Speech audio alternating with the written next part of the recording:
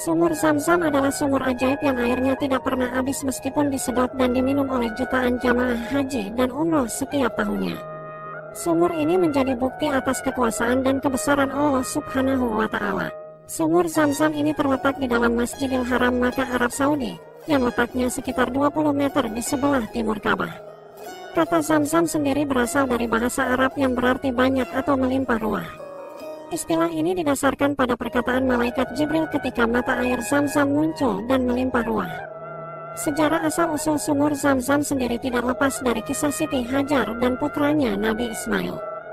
Dahulu, Nabi Ibrahim alaihissalam meninggalkan Siti Hajar dan anaknya Ismail di gurun gersang tanpa sumber mata air. Tempat itu panas dan tak berpenghuni satu orang pun.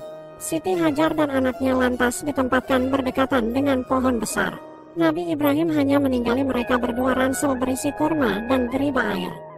Nabi Ibrahim meninggalkan keluarganya itu bukan bermaksud membuang mereka, tetapi itu adalah perintah dan semata-mata karena Allah Subhanahu wa Ta'ala. Nabi Ibrahim lantas pergi meninggalkan Siti Hajar dan anaknya Ismail.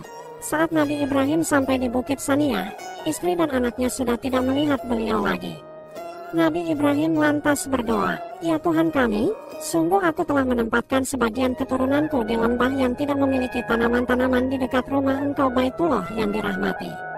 Ya Rob kami yang demikian itu agar mereka mendirikan sholat. Maka, jadikanlah hati sebagian manusia cenderung kepada mereka dan beri rezekilah mereka dari buah-buahan, mudah-mudahan mereka bersyukur." Dikala itu, Siti Hajar masih menyusui anaknya Ismail. Beliau meminum air pemberian Nabi Ibrahim. Namun di saat perbekalan air habis, beliau dan Ismail benar-benar merasa kehausan. Nabi Ismail kecil hanya bisa menangis saat haus di tengah gurun pasir yang tandus dan panas. Siti Hajar selaku ibu tentu tidak tega melihat anaknya kehausan. Kebingungan lantas menyelimuti Siti Hajar. Kondisi mereka di tengah gurun tanpa berpenghuni, dan ketika mau mencari pertolongan tidak ada satu orang pun yang bisa dimintai tolong. Kondisi ini benar-benar ujian besar bagi Siti Hajar dan anaknya Ismail. Siti Hajar lalu berusaha mencari pertolongan.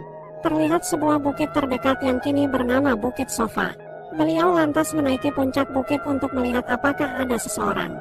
Namun, ternyata tak ada seorang pun. Beliau lantas turun lagi ke lembah. Beliau melipat pakaiannya sampai sebatas lengan, lalu berlarian kecil seperti orang yang keletihan. Setelah melalui lembah, beliau lantas menuju dan menaiki puncak Gunung Marwah. Namun lagi-lagi beliau tidak melihat satu orang pun. Beliau melakukan hal itu sebanyak 7 kali. Nah, peristiwa inilah yang kemudian menjadi bagian ritual ibadah haji dan umroh, yaitu sa'i di antara Bukit Sowa dan Marwah. Saat berada di Bukit Marwah, Siti Hajar mendengar ada suara sesuatu. Dalam hatinya ia berkata, "Diamlah." Beberapa waktu kemudian, beliau juga mendengar suara yang sama. Siti Hajar lalu berkata, "Kami mendengar suaramu."